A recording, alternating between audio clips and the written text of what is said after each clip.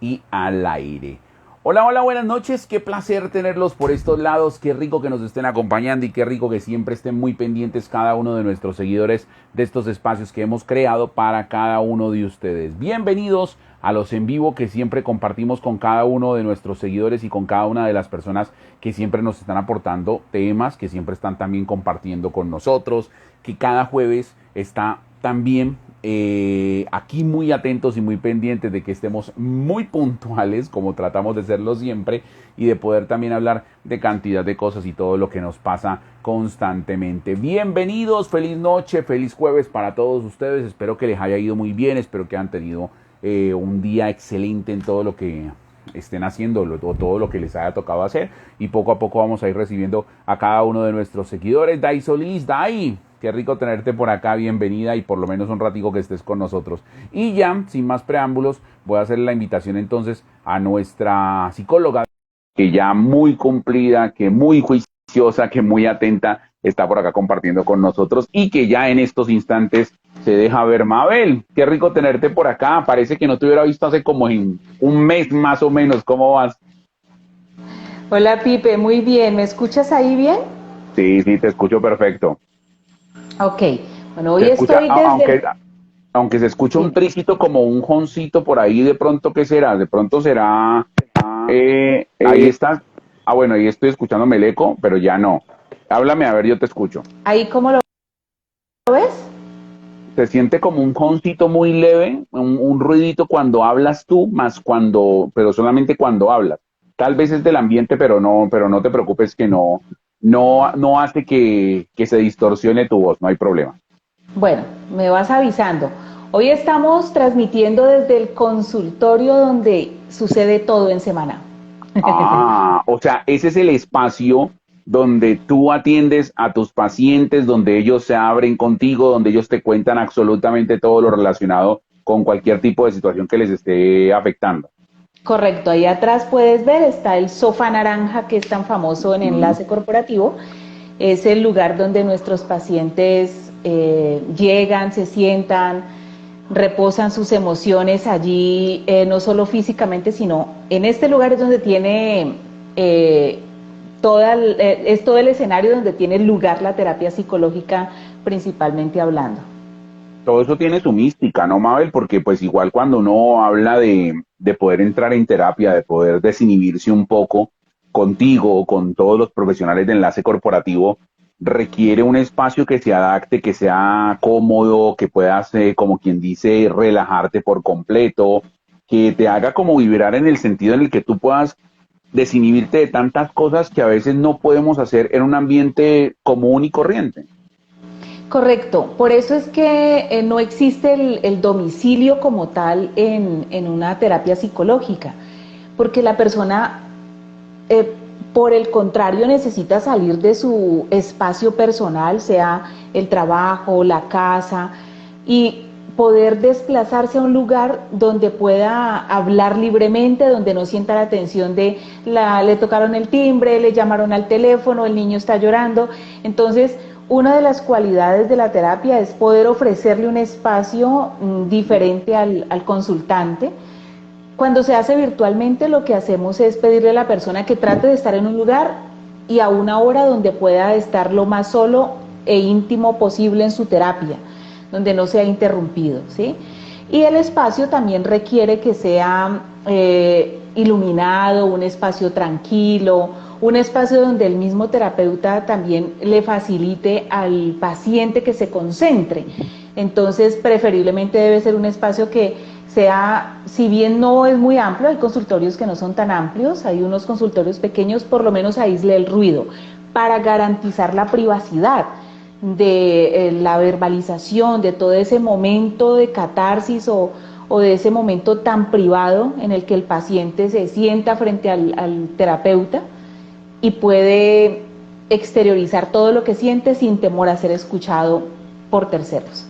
Bueno, por eso es que es tan importante como hacer que todo fluya, que todo pueda hacerse lo más sencillo posible, no con cosas tan complicadas, cosas muy sencillas que el paciente pueda relajarse y pueda entonces contar lo que necesita contar a nivel de precisamente esta terapia. ¿Cómo ha estado tu semana, Mabel? ¿Cómo ha estado todo lo relacionado con la operación en este ya nuevo mes que arrancamos para toda la gente y todo el equipo de trabajo de Enlace Corporativo?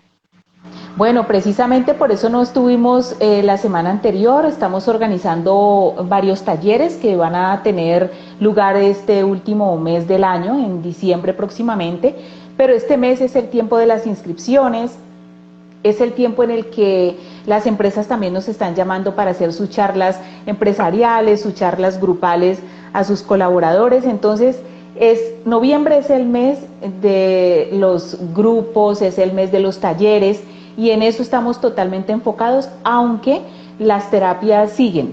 Seguimos haciendo terapia presencial solo 2 veces a la semana y terapia virtual para gente dentro y fuera del municipio de Santiago de Cali. Bueno, perfecto. Ya saben que cualquier dato que necesiten, cualquier información, le pueden escribir en el DM de la cuenta corporativa de Enlace Corporativo o en el DM también de la cuenta de Mabel. Pueden escribir ahí, ella les va a contactar, les va a ayudar y les van a cuadrar la cita como mejor les quede a cada uno de ustedes. Y no solamente van a manejar los temas personales, sino que van a ahondar en muchos temas que nosotros mismos hemos tocado y que de pronto acá solamente damos como un adelanto, damos unos ticsitos. Tú tienes la oportunidad de brindarnos ese conocimiento que tienes, Mabel, y eso lo podemos aprovechar en este tiempo que es corto, pero que es muy sustancioso y que es bastante provechoso para cada una de las personas. Y pues con esa introducción quiero también entonces ya enlazar, darle la bienvenida a todos los que nos están saludando, a todos los que hoy nos están acompañando y darle como esa conexión al tema del día de hoy. ¿Por qué? Porque venimos en una semana donde la tradición dice que de pronto nosotros no celebramos mucho esto, pero en países como en México, como en Estados Unidos, sí celebran mucho lo del Día de Todos los Santos, que es el 1 de noviembre, y el Día de los Difuntos, el día 2 de noviembre. Es una tradición que ellos ya tienen marcada y en la cual honran a sus difuntos y en la cual honran a las personas que ya no se encuentran con nosotros. Este tema ya lo habíamos tratado anteriormente, pero quiero que ahondemos y que profundicemos, Mabel, porque es bastante complicado. Yo creo que por todo lo que ha pasado de la pandemia hemos perdido a personas muy cercanas, hemos de pronto intentado sobrellevar todo lo que ha venido sucediendo, pero a veces por más de que lo intentamos, a veces nos quedamos ahí amarrados y no sabemos darle el espacio respectivo y cómo tenemos que tratar ese duelo que nos rodea. Así que desde ya entonces, Mabel, hagamos la introducción a todas las personas que nos acompañan hoy, porque hoy vamos a hablar de los duelos y qué tan complicado es que nosotros podamos llevarlos cuando perdemos a una persona muy cercana a nuestro entorno, a nuestro círculo familiar o círculo social. Muy bien. Bueno, el duelo definitivamente pues es un proceso, es toda la exteriorización emocional y fisiológica que enfrenta un ser humano cuando tiene una pérdida. Podemos hablar específicamente de las pérdidas por muerte, pero también se hace duelo o también es una pérdida cuando se te muere una mascota, cuando pierdes el trabajo, cuando tienes una ruptura amorosa. Entonces los duelos son de alguna manera es un procesos psicológicos que tienen un abanico de emociones, que tienen unas etapas o unos momentos que casi todas las personas las vivencian, sea por muerte o por ruptura o por pérdida de algo valioso. Ese proceso, cuando hablamos de la palabra proceso, estamos hablando de tiempo. Ese tiempo es en el que nuestra mente y nuestro cuerpo se adapta.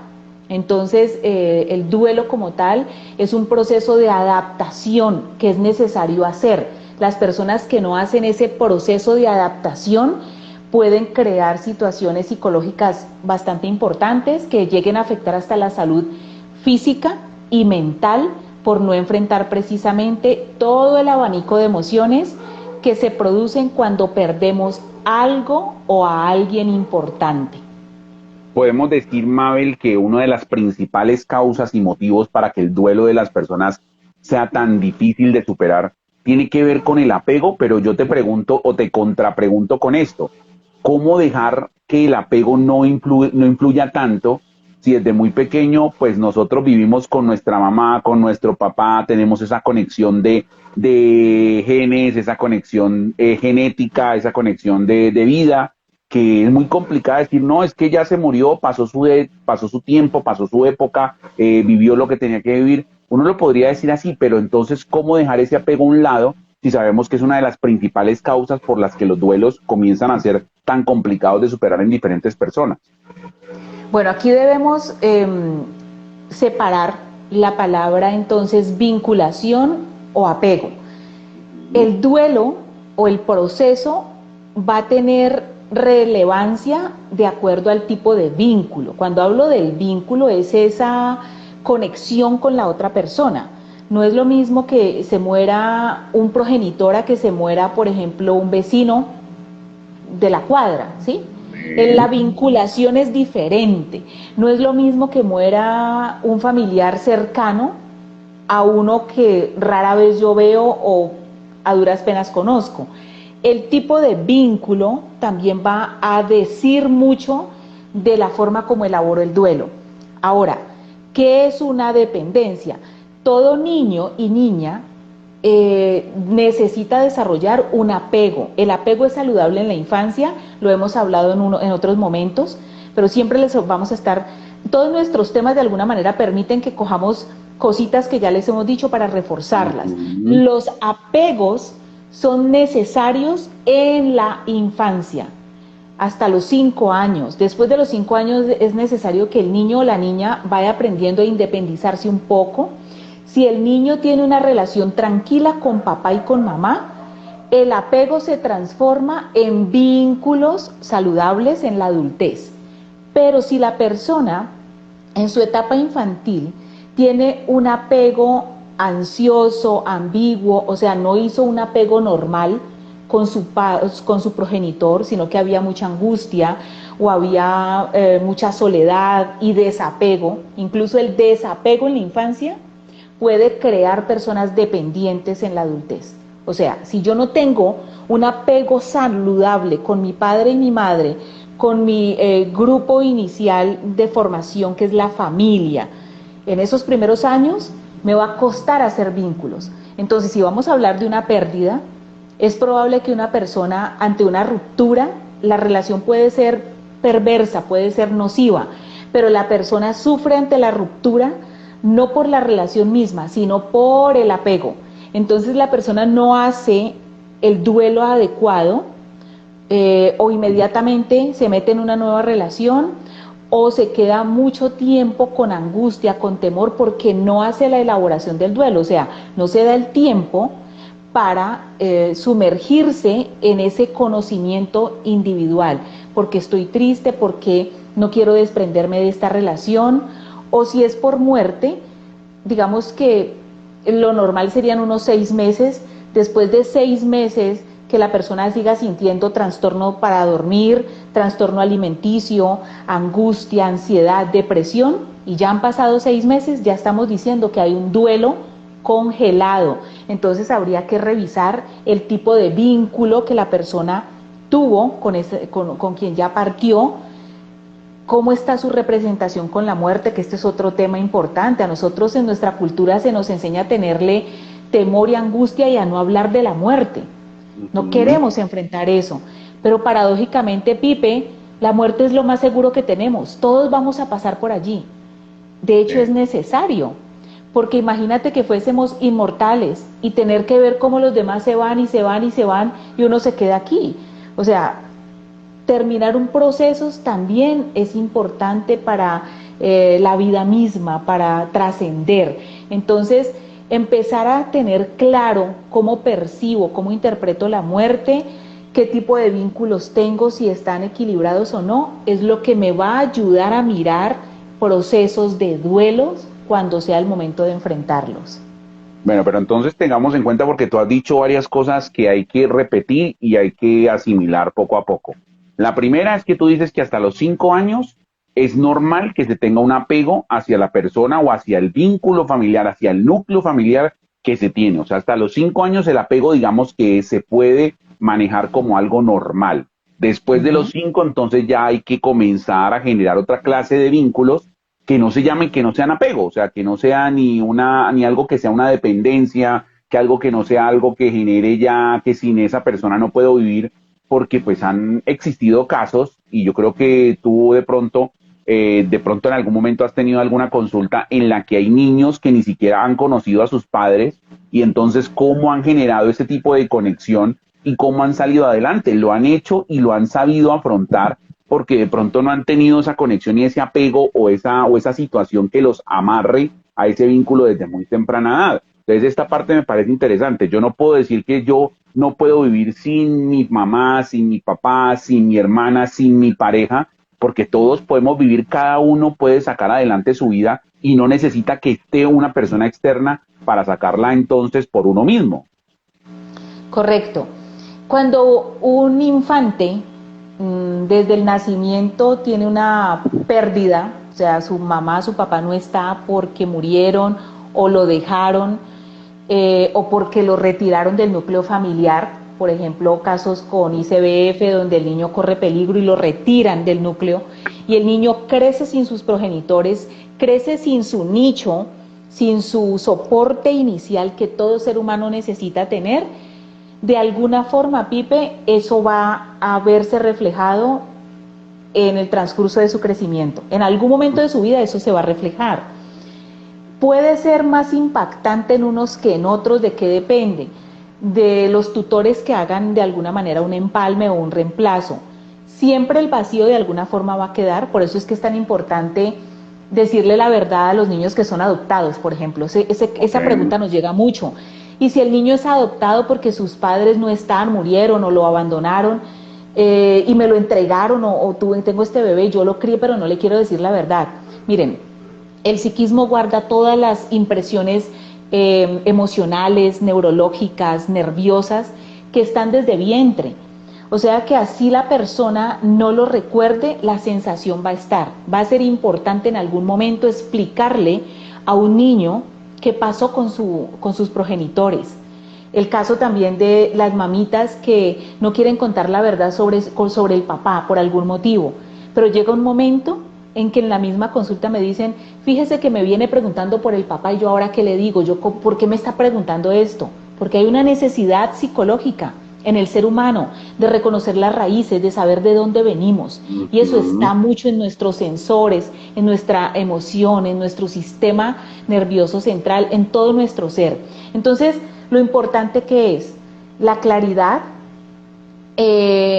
trabajar mucho los conceptos. Es importante entender que un niño puede seguramente aprender a no ver a sus padres, puede crecer sin ellos y para él aparentemente ser normal, pero en algún momento él necesita crear vínculos con abuelos, con tíos, con padres sustitutos. El infante necesita crear el vínculo. Los niños que crecen en lugares de casas como, se me va ahora, casas de recibimiento, sí, casas de adopción, tienen muchos más vacíos que el niño que logra ser adoptado. ¿Por qué? Pues porque aunque esos niños se convierten en su familia, no hay una familia nuclear, no hay unas normas, unos límites, no hay una creación de familia que ayuda a la salud mental. Entonces, los estudios que comparan niños que crecen en hogares sustitutos, que tratan los tutores de dar el amor, los cuidados que requieren, pero que no son realmente una familia que se concentra al niño, sino que son muchos. Se compara a estos niños con niños que han podido ser adoptados o con niños que crecen en sus hogares de origen con sus progenitores y se puede encontrar cómo logran hacer vínculos más estables. Los niños que crecen en hogares sustitutos pueden tener vínculos ansiosos o más bien apego ansioso, o sea, ser niños que les cuesta creer, confiar, van a ser probablemente inseguros, resistentes a los vínculos, pueden llegar a ser incluso adultos con temor a enamorarse, con temor a tener una familia, así la lleguen a tener. Quieren reparar sus propias carencias y a veces en esos vacíos no resueltos, que ojo, miren la palabra, son duelos no resueltos. Ese niño creció sin sus progenitores, allí hay una pérdida. Así neurológicamente el niño no lo esté entendiendo, no lo esté procesando porque está recién nacido, tiene 8 meses, tiene 1 año, pero ya hubo un primer encuentro entre él y su mamá. El feto alcanza a percibir los latidos del corazón de mamá. Si el niño alcanza a sentir los primeros días, meses, el cuerpo, la textura, el olor de su mamá, y de repente esto desaparece porque la mamá lo entregó o murió o por algún motivo se tuvo que ir, ahí hay una pérdida psicológica para el niño, hay una ruptura que se convierte en duelo y el niño necesita trabajar ese proceso y se necesita entender las necesidades de ese infante para poder aportar quienes quedan alrededor de ese bebé en el caso de los niños que son adoptados o que sus padres mueren. Bueno, quiero hacer un paréntesis acá porque una de nuestras seguidoras nos saluda por acá y nos dice buenas noches. Muchas gracias por el like y el tema como anillo al dedo. Qué bello es el universo y Dios. Y esa seguidora es la Lola 0314 que nos plantea esta pregunta que estamos en estos momenticos viendo, que nos dice, hoy murió mi bisabuelo. Y ya la estás viendo ahí la pregunta, sí. Sí. Entonces dice, hoy murió mi bisabuelo y nos estaba compartiendo, a mí se me desapareció la pregunta. Hoy murió mi bisabuelo. Ajá. Intento ser la fuerte de la familia. ¿Es malo no desahogarme? Bueno, la Lola, primero, infinitas gracias por compartir este momento tan íntimo y tan importante, tan trascendental en tu vida. Quiero mandarte un abrazo gigante, toda la energía y pedirle a la vida que te dé la sabiduría para manejar este momento. Desahogarse, la palabra si la abrimos, si la revisamos, desahogarse. Si no me desahogo, ¿qué es lo contrario? Ahogarme. Y el ahogo también es una forma de morir psicológicamente, pero estás viva. Entonces, es importante que saques ese momento para hacerlo. Casi siempre que perdemos a alguien muy importante por muerte, un miembro de la familia, siempre ahí está el estoico, que está allí apoyando, haciendo las diligencias y se arma de un valor invaluable para poder apoyar y sacar adelante los procesos y dejar que otros, lo que tú haces es un rasgo de amor y de solidaridad hermosísimo que estás haciendo por tu familia, la Lola, pero quiero invitarte a que en su momento lo hagas contigo, que ese acto de amor y de benevolencia que estás teniendo con tu familia en este momento, siendo la fuerte para poder resolver, gestionar, eso se llama inteligencia emocional, pero ojo, parte de la inteligencia emocional es que saques el tiempo, una vez lo puedas hacer, para que hagas tu desahogo, porque si te quedas con esto, se pueden generar muchísimas sintomatologías. Es importante hacer duelo, es importante hablar de eso. Si no lo quieres hacer con tu familia, con un amigo, con un terapeuta, es necesario, hace parte de continuar. Y tú eres el legado del abuelo, tú quedaste aquí.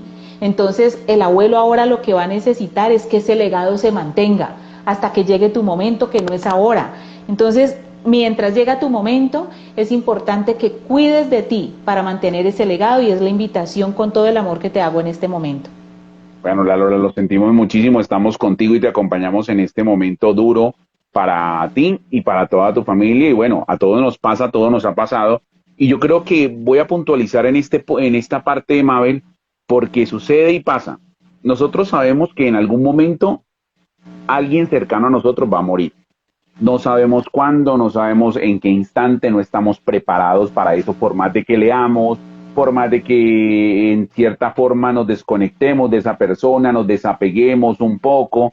Pero entonces, ¿cuál es el proceso, ya muy unido a lo que le estabas diciendo a la Lola, cuál es el proceso que cada persona debe llevar cuando de impacto o de momento le cuentan esa noticia que ha perdido una persona muy querida y que puede ser una persona muy cercana, como pueden ser los padres de uno mismo, o puede ser de pronto un amigo que uno quiso mucho, o puede ser la pareja que realmente se ha convertido también en un punto importante en la vida de cada una de las personas? Bueno, es la primera etapa o el primer momento de la pérdida que se caracteriza porque hay un shock. Así la persona estuviera deteriorándose y nos viniéramos preparando, el momento como tal se conoce como etapa de negación es un momento donde hay embotamiento, hay dolor, pero algunos inmediatamente lo que hacen es una catarsis, entran en el llanto, en la angustia, en el dolor, en el arraigo, y dependiendo también del vínculo, miren cómo vamos amarrando las palabras, dependiendo del vínculo que tengamos con ese abuelo, en el caso de la Lola, ese vínculo que tengamos con la persona que se fue, asimismo nuestra estructura psicológica y el nivel de madurez emocional en el que estamos nos va a ayudar a enfrentarlo. Entonces, la mayoría de personas entran en la etapa de negación, es un shock. Ese shock puede crear neurosis, angustia, enojo, frustración, ansiedad, desespero, mucho llanto, mucho dolor, dificultad para equilibrarse, pero en otros, como en el caso de la Lola, puede crear ese momento de, bueno, me armo de tranquilidad porque hay que resolver. Ahí hay una negación al dolor. Ella está aceptando que esto sucedió, pero no está dejando fluir el dolor para poder encargarse de otras cosas. Estamos en etapa de negación, es natural estar allí, porque está el que resuelve como la Lola, está el que se entra en angustia y catarsis que no logra controlarse, está el que quiere estar en silencio y no quiere que nadie le hable. Entonces cada persona va manejando las etapas de manera diferente. Lo ideal es poder atravesar las 5, porque la última es la aceptación. Cuando hablo de aceptación no es que ya no me interesa o no me duele, sino que ya no hay tanta angustia, ya tengo claramente definido que esto es inevitable, la inevitabilidad del proceso, o sea, esto es algo que ya está y lo acepto, aunque voy en el dolor, pero en la aceptación mi mente se calma. Entonces, la primera etapa es esta negación o ese embotamiento. Perfecto. Mabel, una cosa, y esto relacionado con precisamente ese momento en el que uno deja que vaya pasando ese duelo, esa negación, como bien tú lo dices, la primera etapa, pero ¿qué tan sano puede llegar a ser? Porque la cultura de nosotros, como te lo decía cuando arrancamos el live, hay muchas personas que aún festejan a sus difuntos, que los recuerdan, que van y le llevan flores a un cementerio, que cada vez que cumple años o cada vez que se cumple aniversario de muerto, de fallecido, hacen cosas especiales. ¿Esto hace parte del duelo o simplemente es una manera de evocar y de recordar, de rendirle un homenaje? Eso ¿cómo podríamos interpretarlo? Bueno, tiene de los dos escenarios. El duelo también depende de la cultura, de las creencias, de lo social, ¿sí? Los hábitos familiares. Entonces, hay familias y hay culturas donde no se cree en enterrar e ir al cementerio a visitar porque para ellos el alma trasciende y entonces no es necesario ir al cementerio. Otros no creen en la cremación, sino que precisamente debe ser en la tierra porque hay unos por qué. Hay personas que visitan y visitan porque sienten que por conmemorar y llevar a esa persona siempre en el recuerdo y hacerle por esa admiración que se le tiene, pues anualmente hacen misas o hacen algunos festejos incluso en nombre de esta persona. Entonces, el duelo y la forma en que se lleva depende de lo cultural, de lo social, de las creencias familiares y del vínculo. Porque incluso puede ser que en mi familia tengamos cierta creencia, pero si yo no tenía un vínculo muy fuerte, de pronto no la llevo a cabo. Por ejemplo, ahora mismo estaba pensando en lo que hacían los antiguos griegos, y era que ponían, embalsamaban y ponían de alguna manera el cuerpo en esa balsita, y ellos le ponían unas 3 monedas al cadáver. Se colocaban monedas en los ojos. Y sí, una debajo de la lengua, porque en su creencia, el barquero espiritual, el que se encargaba de llevar el alma al otro lado, tenía que recibir esta prebenda, por así decirlo, tenía que recibir este pago. Entonces, en esa creencia, todo el que moría tenía esta posibilidad, ¿sí? Entonces, de acuerdo a cada país, a cada cultura, a cada creencia familiar, así tienen unos comportamientos y unos hábitos que hay que respetar. Ahora, es probable, y me he encontrado con pacientes que no han podido salir de la etapa de la ira y la depresión, por ejemplo, que son la segunda y la tercera. La primera es la etapa del embotamiento, el shock. La segunda, la ira, como que estoy enojado, pero ¿por qué tenía que pasar esto? ¿Y por qué no es justo? ¿Dónde está Dios? Esa ira y esos cuestionamientos, de acuerdo a la situación, al vínculo. Y tres, la depresión. Sobre todo la segunda y la tercera requieren un tiempo, pero hay gente que se queda allí y han pasado 6 meses, 1 año, 2 años y todavía está deprimida y todavía va al cementerio cada 8 días, pero desde el dolor y está enferma. Entonces, ¿dónde me doy cuenta que no he elaborado el duelo? Que hice el ritual, tengo mi creencia, pero además no he elaborado el duelo. Pues cuando se me vuelve una obsesión, cuando siento angustia, culpa, depresión, y esto de alguna manera me va enfermando. Así que esa sería la clave para darme cuenta que más que un ritual, más que mantener el recuerdo, es que no he elaborado el duelo. Entonces, complementando lo que tú acabas de decir, es que es sano si no trasciende a algo que nos genere angustia, dolor o daño para nosotros mismos, ¿cierto?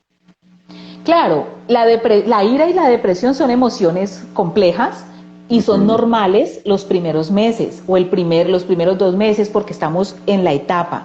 Pero si yo no salgo de la ira y la depresión para poder pasar a la cuarta y quinta etapa, que finalmente ya es el desahogo y es la aceptación, si yo no logro llegar a la aceptación, todos los rituales que haga están acompañados de un duelo congelado que puede poner en riesgo mi salud física, mi salud mental y las relaciones con otros, el matrimonio, los hijos. Una persona deprimida por años se pierde de estar en el aquí y en el ahora, y estoy deprimido porque perdí a mi padre o a mi madre o a un hermano, pero descuidé los otros vínculos por estar en esta depresión.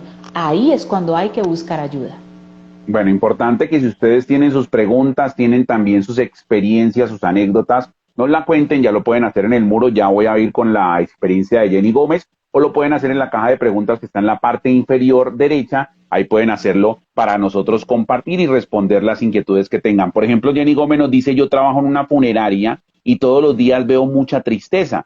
El viernes perdí a mi tía y el estar al otro lado del escritorio fue muy duro, y si antes hacía mi trabajo con amor, ahora sintiendo lo que ellos sienten, será más linda mi labor. Mírate la historia. O sea, una historia de que una persona que le toca vivir el dolor ajeno constantemente y se da cuenta cuando vive su propio dolor, todo lo que tiene que dar de su parte para también ayudar a las personas que están pasando por esos momentos. Así es. El aprendizaje, digamos, literal o real, el aprendizaje propio, las vivencias propias, generan mucho aprendizaje cuando lo vemos desde allí.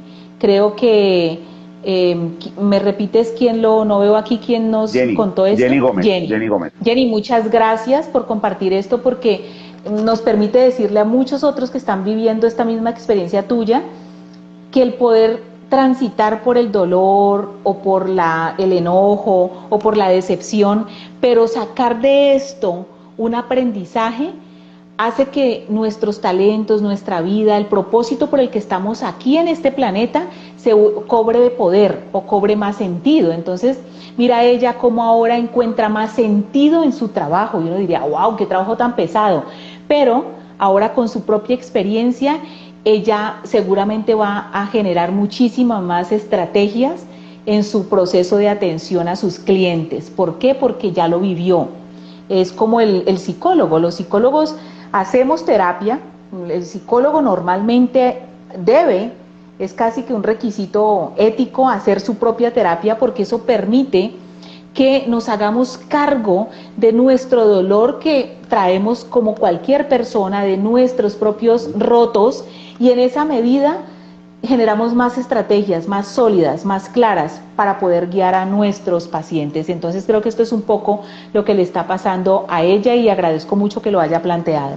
Mira que me quitaste una palabra o prácticamente la pregunta de la boca, Mabel, porque muchos pensarían, no lo digo por mi parte, pero muchos pensarían, ejemplo, ah, no, Mabel es psicóloga, Mabel se las sabe todas, Mabel está hablando del duelo ahorita, si alguien fallece, Dios no lo quiera, ella ya sabe cómo enfrentar eso, Mabel si tiene algún tipo de disgusto emocional, ella ya sabe cómo tratarlo, y yo creo que eso nos pasa en diferentes campos, o sea, muchos dirán, no, si usted es cocinero, pues sabe cómo salir avante en la cocina y nunca va a tener problemas, nunca se va a morir de hambre. Pero mira cómo son las situaciones, o sea, cada campo requiere también una retroalimentación y no porque tú seas psicóloga, no porque yo sea comunicador, no quiere decir que no tengamos inconvenientes en las cosas en las que supuestamente somos mejores o por lo menos somos un poquito más conocedores que otras personas. Claro que sí. Bueno, entonces aquí a manera de anécdota les cuento, mi esposo es comunicador social y se ha especializado mucho en desarrollo humano, es coach de proyectos, pero a él le ha tocado aprender a comunicarse mejor en su relación de pareja. Yo soy psicóloga hace 21 años y una vez me casé, yo ya era psicóloga, pero el matrimonio me llevó a trabajar también cosas que tenía pendientes y no lo sabía, a pesar de ser psicóloga. Entonces, por eso les digo que poder vivir ciertas experiencias, utilizarlas como aprendizaje, trabajar sobre ellas, es lo que nos ayuda a trascender donde estés, en el lugar que la vida te puso, con la profesión que tienes, con la labor que desempeñas, con los talentos que con los que la vida te equipó para llegar acá. Si trabajas en tus propios miedos, que todos de alguna manera los tenemos, todos de alguna manera traemos una experiencia, una historia.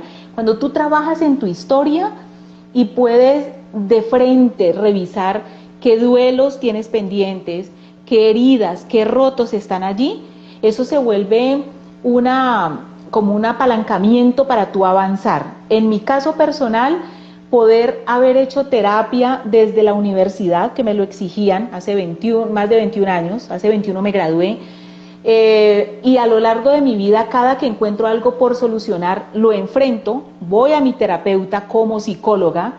Pues Mabel Rojas puede tener herramientas porque es un ser humano que se capacita para poder guiar a otros. Por eso yo invito a todos los colegas que lo sigan haciendo y a las personas. Hoy en día hay muchos procesos terapéuticos, hay muchos coaches, hay muchos terapeutas transpersonales, hay mucha gente que viene capacitándose para apoyar a otros sin ser necesariamente psicólogos.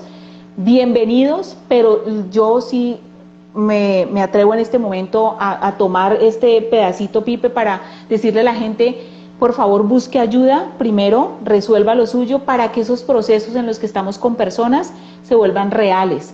Y si no, incluso se pueden disparar duelos. Yo he tenido muchos colegas que han dejado de hacer de pronto un proceso y les llega un duelo por una pérdida, no necesariamente muerte, sino una ruptura, una decepción por algo, la pérdida de algo importante, y colapsan y ahí encuentran la oportunidad para ir a resolverlo. Entonces, los duelos son importantes gestionarlos.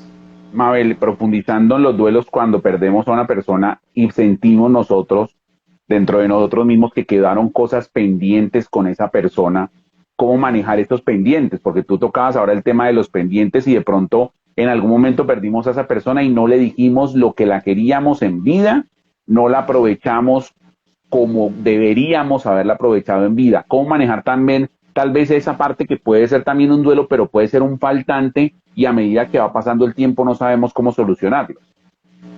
Bueno, solo nosotros sabemos que hay pendiente. Nadie nos lee la mente, eso es incluso yo creo que es un tema de responsabilidad moral personal, Pipe. Muchas personas saben que tienen pendientes como dolor guardado, reprimido, culpa, que no necesariamente lo sea, pero si me siento culpable es necesario trabajarlo. A veces el miedo a quedar expuesto, miedo al que dirán, el mito de ir al psicólogo, ¿no? ¿A qué voy al psicólogo para que digan que estoy loco? No, yo no estoy loco. Y se guardan cosas pendientes, rupturas, desilusiones, pérdidas afectivas, económicas, laborales, de todo índole que en algún momento me afectó. Pero por miedo a enfrentar eso, lo voy allí guardando, es lo que se conoce como embotellar la emoción. ¿Qué es embotellar la emoción? Es como si me sentara encima de ella. Me siento encima de este dolor, no hablo de eso, no toco el tema, entonces no veo películas sobre la muerte, no veo nada porque no quiero hablar del tema. Y aparento estar bien, pero nunca hablé del tema. Por eso le decíamos ahora a la Lola, desahogarse es importante en su momento, porque si no te sientas sobre el dolor que te causó la pérdida del abuelito, al no gestionarlo, eso se va quedando allí. Y esos pendientes pueden crear en un futuro dificultades físicas y emocionales. Pueden aparecer depresiones, pero ¿por qué? Si todo está bien, no has resuelto algo. Pueden aparecer dificultad para vincularte, empezar a tener temor a los vínculos, pero ¿por qué? Por algo que está pendiente, o enfermarte, dolores de cabeza, problemas gastrointestinales, dolores musculares, y la gente va y va al médico y no encuentra cómo resolverlo porque nada pasa, o todos los exámenes salen normales. Bueno, y si le echamos una miradita a lo emocional, a ver qué tengo pendiente, eso sería enfrentar el embotellamiento de la emoción. Bueno, por acá tenemos otra pregunta, Mabel, y es de Elizabeth Serna, que nos dice lo siguiente, nos dice, buenas noches, Pipe y Mabel, yo tengo un mal recuerdo, cuando yo tenía 3 años y medio, mi papá murió. No sé si esa es como la pregunta completa o falta complementarla, creo que falta complementarla, y aquí está, y cayó a mi lado. No que la está escribiendo en estos momentos, dice, y cayó a mi lado. Entonces, pues vamos a esperar a que la complemente la pregunta ya como para unir toda la idea completa y entonces poderle contestar. Pero antes de que termine la pregunta, Elizabeth, en tu consulta, Mabel, ¿qué se ve más? ¿Duelos por pérdida de una persona que fallece o duelos por pérdida de pareja o de una persona con la cual uno ha tenido una relación? Esos duelos que se viven también que tú los estabas describiendo al inicio de nuestro live. Sí, mira, paradójicamente, el duelo por pérdida, que es el que se supone que es el duelo, Sí. es el menos consultado. Cuando alguien muere, es el menos consultado. La consulta más cotidiana, más alta en porcentaje aquí en Enlace Corporativo son las rupturas amorosas o los inicios de una separación, ¿sí?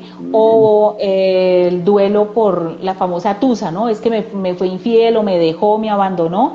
Son los duelos más comunes a tratar aquí, y la persona que llega es porque ya está muy ahogada y no sabe cómo gestionarlo, pero el que logra sentarse puede pasar años, incluso me llegan duelos enquistados o congelados de más de 20 años, donde la persona ya ha entrado en procesos médicos importantes como cáncer, hipertensión, diabetes, y cuando empezamos a trabajar son duelos congelados que tienen hace 15, 17, 20 años y nunca se atrevieron a trabajar. Pero el duelo por muerte, si bien lo trabajamos acá y es importante hacerlo, pareciera que la gente da por hecho, ¿no? Como que aprenden la mayoría de personas más fácil o a embotellar o a dejar el tema así hasta que solito se va procesando, pero el tema del duelo afectivo por ruptura, por infidelidad, por abandono, ese es menos manejable. La gente se ahoga un poco más con y es la consulta más alta.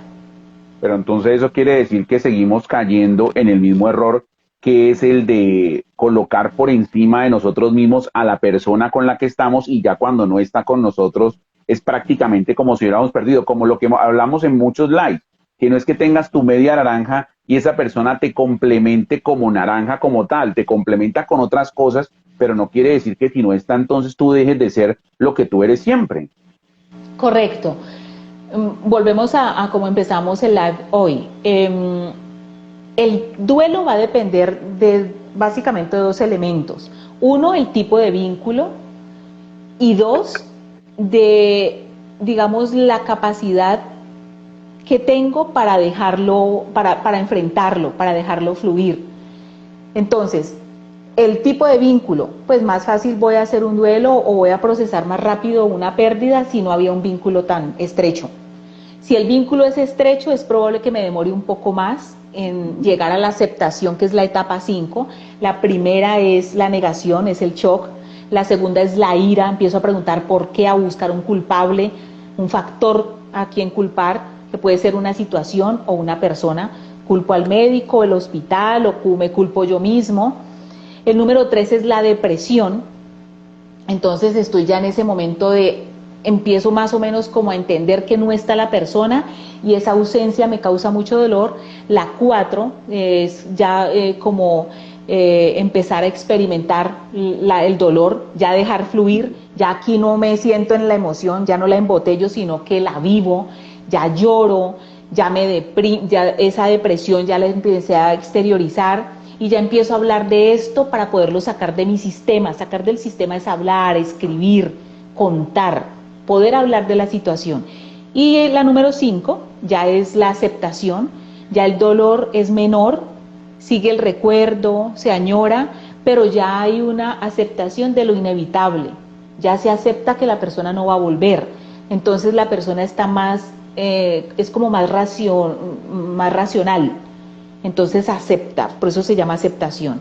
Estos 5 pasos pueden demorar 1 mes, 2 meses, 6 meses, hay personas que pueden llevarse el año, pero después de los 6 meses, después del año, ya debemos empezar a revisar si es que estamos fijados en una de las etapas, que casi siempre puede estar entre la ira y la depresión.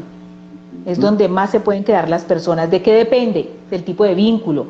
Ah, es que era mi pareja, o es que quedó algo pendiente, es que me siento culpable y por eso no me perdono, o es que no acepto que se haya ido justo cuando. Ese tipo de argumentaciones pueden hacer que la persona se congele en una de las etapas y con el tiempo se puede ir enfermando porque un duelo congelado impide que el cuerpo pueda evolucionar, que las células reciban el oxígeno adecuado y que el cuerpo esté saludable. Bueno, retomamos la pregunta de Elizabeth Externa, que creo que ya ahora sí la hace completa. Nos había contado que su padre falleció cuando ella tenía 3 años, dice, cayó a mi lado. También perdí a mi madre a los 16 años, le tengo mucho temor a la soledad.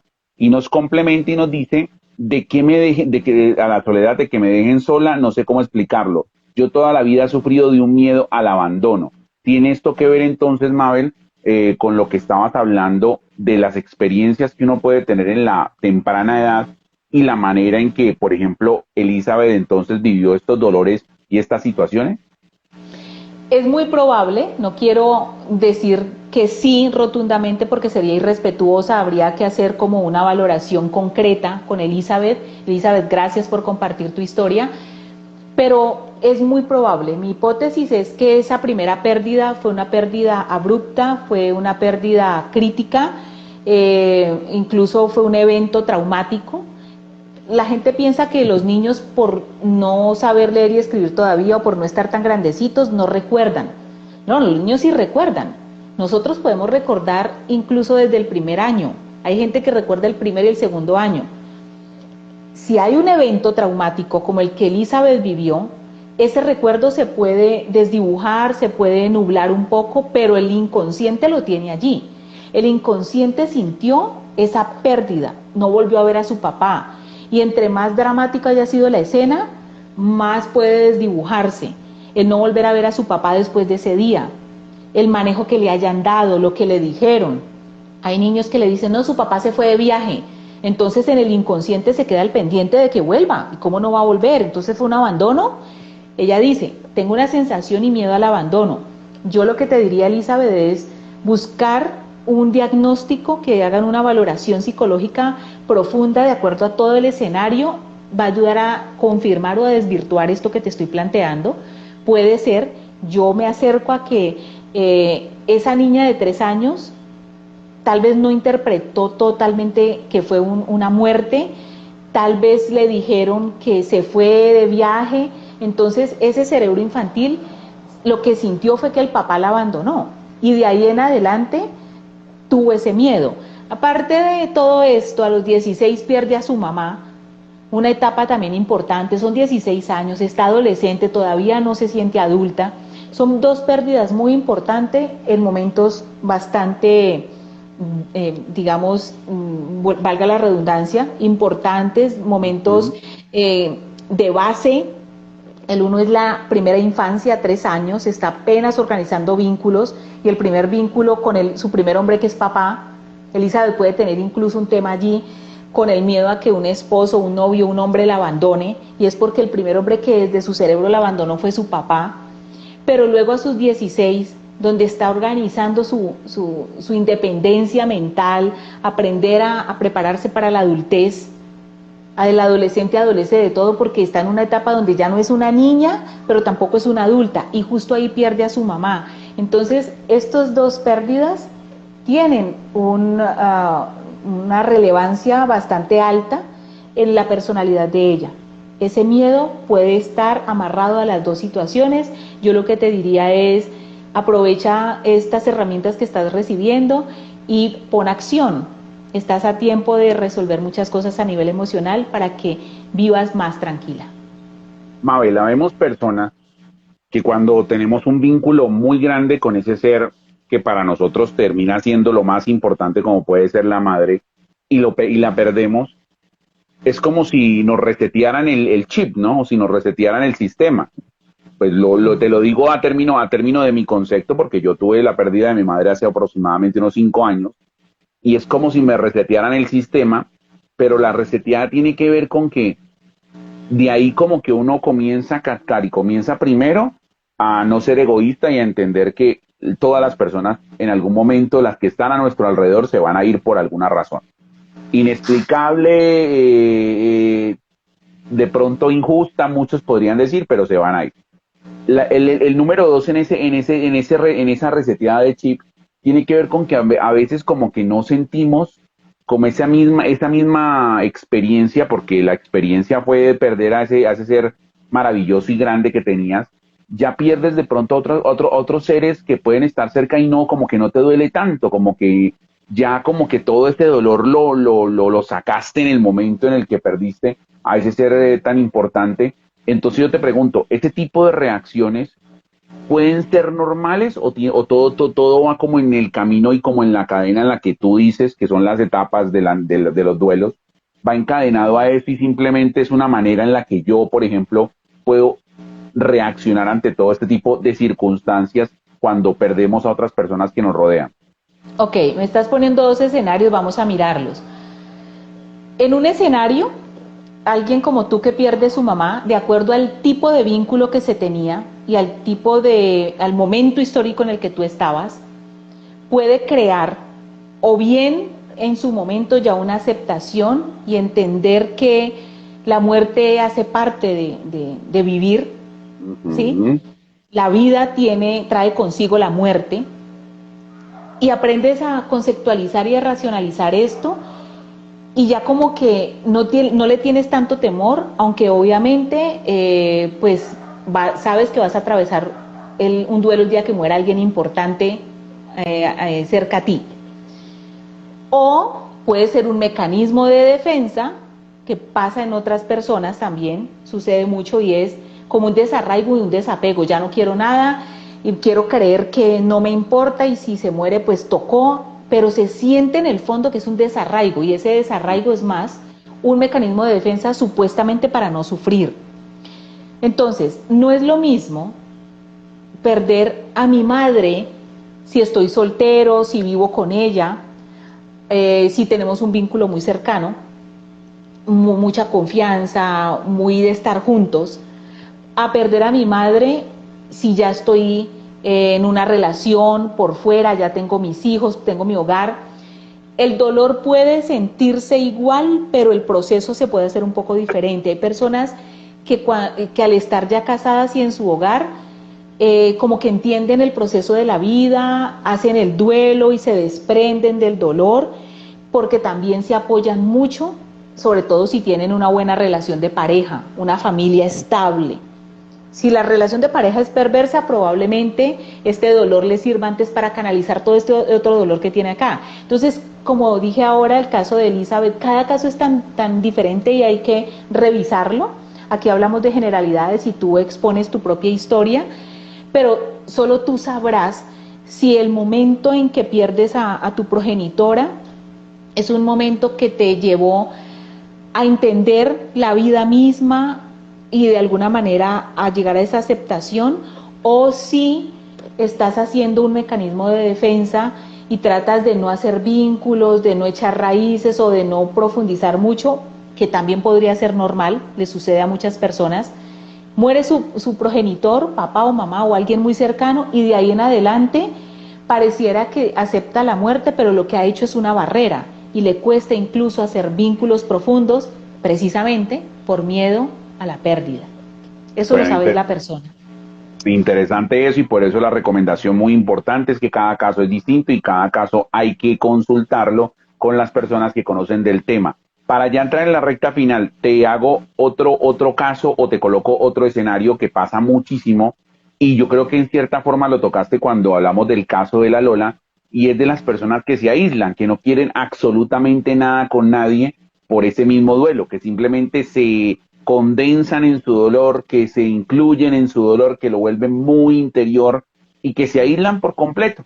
¿Cómo es el manejo también para esas personas que están manejando su duelo porque tal vez no quieren, como quien dice, contaminar con lo que pueden estar sintiendo otras personas, pero que a veces también se van tanto o se desprenden tanto de ese vínculo social normal que se pueda tener, que eso les puede generar también otro tipo de inconvenientes posteriormente? Bueno, aislarse puede ser una forma de hacer su proceso. La gente, por ejemplo, que está en la depresión, a ver, son 5 etapas. Está la negación, está la ira, que es cuando empiezo a buscar culpables. Hay una, digamos que no le hemos dado el nombre concreto, hay una que se llama negociación, que es como cuando empiezo a decir, bueno, ¿será que no es tan grave esto, sobre todo si es la muerte? O sí, esto le pasa a cualquiera, como que empiezo a tratar de darme razones para no sufrir. En el caso de una ruptura es como cuando empiezo a decir, ¿será que volvemos? ¿Será que nos damos un tiempo? ¿Sí? La negociación. Mm. Viene la depresión, que es cuando ya empiezo a aceptar el dolor, y finalmente la aceptación. Entonces, en la ira y en la depresión puede ser que la persona se quiera aislar como parte de su proceso. Hay otros que por el contrario necesitan buscar con quien estar, alguien que los contenga. Por eso les digo, cada persona es un mundo y cada mundo tiene una forma de acuerdo a su cultura, sus creencias, a su misma estructura psicológica, al tipo de vínculo. Entonces, de acuerdo a eso, en cada etapa yo voy creando como unos comportamientos. Pero básicamente en la ira es como buscar culpables, y en la depresión la persona puede aislarse porque necesita llorar, necesita sentir la tristeza porque ya sabe que se está preparando para la aceptación. Bueno, por acá nos llega una consulta de parte de tía Adri que dice, también hay que tener en cuenta el proceso de duelo de acuerdo al tipo de muerte del ser querido. Si la muerte es trágica, supongo que es mucho más fuerte y dolorosa por ser algo inesperado. Esa parte no la habíamos tocado y me parece también interesante, Mabel, porque pues sí, hay personas que mueren ya de una manera calmada, tranquila, pero hay momentos en los que llegan situaciones en los que uno queda como que ni el mismo shock lo puede superar tan fácilmente. De hecho, la etapa de la negación es muy alta en ese tipo de muertes violentas o en esas pérdidas tan abruptas. Por ejemplo, el caso de Elizabeth, que perdió, muere su papá al lado, cae al lado de ella. O sea, tenía 3 años, pero el impacto tiene que ser tremendo. Yo he tenido pacientes que han perdido a sus progenitores porque los han matado delante de ellos. Entonces, cada situación también crea en la etapa en la que la persona se quede o en la que vaya atravesando, crea unos rasgos o unos comportamientos específicos, ¿sí? Hay personas que en el proceso de negación lo que hacen es olvidar, no, a mí se me olvidó, yo no me acuerdo de eso. O aparecen pequeños como escenas, flash, por ahí un flashazo, pero resulta que desarrollan ciertas fobias, y esa fobia, cuando la trabajan, se dan cuenta que tenía que ver con algo que olvidó en una de estas etapas, o justo por el evento traumático. Si fue en un accidente, si fue muerte violenta, si fue una muerte súbita. Imagínate, por ejemplo, que amanezcas, este caso lo tuve, amaneció el señor, se fue a trabajar y volvió, pero cuando volvió Él dejó a su esposa, él maneja taxi. Cuando él vuelve a desayunar, su esposa no se ha levantado, entonces él se le hace extraño, va y ella está muerta. Ella amaneció muerta y él no se dio cuenta. Entonces, todas las experiencias tienen una forma de tratarse de acuerdo a cómo la persona lo haya vivido. Y también a las creencias, volvemos a lo mismo, a lo sociopolítico, sociopsicológico, sociofamiliar, a todos los hábitos. Entonces, por eso cada caso es particular. Aquí hablamos de generalidades, pero son detalles a tener en cuenta. Bueno, para ya entonces entrar en la recta final, Mabel, ¿cómo hacemos los seres humanos, psicológicamente hablando, para darle el mejor manejo a un duelo que tengamos en algún momento de nuestras vidas? Bueno, lo primero es no juzgarnos, no ser rudos con nosotros, darnos el tiempo. Puede ser que mi familiar llore y yo no tenga ganas de llorar, eso no me hace a mí ni más fuerte ni más débil, simplemente aceptar cómo lo estoy viviendo, pero sí estar muy pendiente de poder exteriorizarlo, porque puede que no llore, pero necesito hablar sobre el tema, pero si no lloro, no lo hablo, no quiero tocar eso, allí, si lo quiero evadir, allí hay como un bombillito, una alerta que me está diciendo, estás evitándolo. Si estoy en los primeros días, puede ser normal, estoy en negación, pero si ya han pasado semanas, meses y no quiero hablar del tema con nadie, no dejo que nadie me pregunte nada, probablemente estoy enquistando el duelo, y un duelo enquistado o un duelo congelado puede crear a posteriori cosas en mi cuerpo, en mis emociones o en mi cerebro. Bueno, a tener en cuenta y reiteramos, porque es importante que acá se entregan muchas generalidades y muchos de los que han visto el live todo o que llegaron tarde y vieron una parte o que lo van a ver posteriormente, se van a encontrar con maneras en las que Mabel ha contado las etapas del duelo, todo lo relacionado con algunas situaciones, pero cada uno es un mundo distinto y cada uno tiene maneras distintas de reaccionar y de llevar también ese tratamiento. Por eso es importantísimo que ustedes, en el momento en que lo quieran o lo crean necesario, no esperen hasta que el cuerpo o hasta que la mente se les estalle y digan, no, ya tiene que ser, no, háganlo en el momento que tiene que ser. Busquen a las personas expertas, busquen al equipo de trabajo de enlace corporativo, a Mabel Rojas, que está muy dispuesta a estar muy pendiente de poderlos contactar, de poder hablar con ustedes, de poderlos también escuchar y poder interactuar para encontrar la solución a cada una de estas situaciones o cada uno de los problemas que tengan cada uno de nuestros seguidores. Recordemos entonces cómo hacerlo, Mabel, cómo las personas pueden contactarte y estar muy pendiente de las diferentes actividades que vas a desarrollar este mes.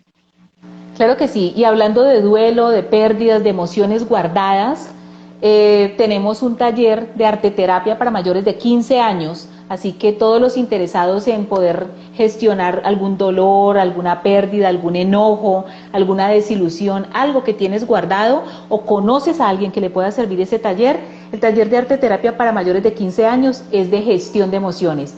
Para niños que están viviendo la separación de sus padres o niños que han perdido a alguien importante o que están en medio de una crisis emocional, también tenemos taller de arteterapia basado en plastilina para niños de 7 a 11 años, así que pueden comunicarse al 317-740-6320 o en mis redes sociales. También tenemos sanación de niño interior que se hace siempre cada año en diciembre para personas que quieren trabajar cosas del pasado, que saben que están allí pendientes, los famosos pendientes.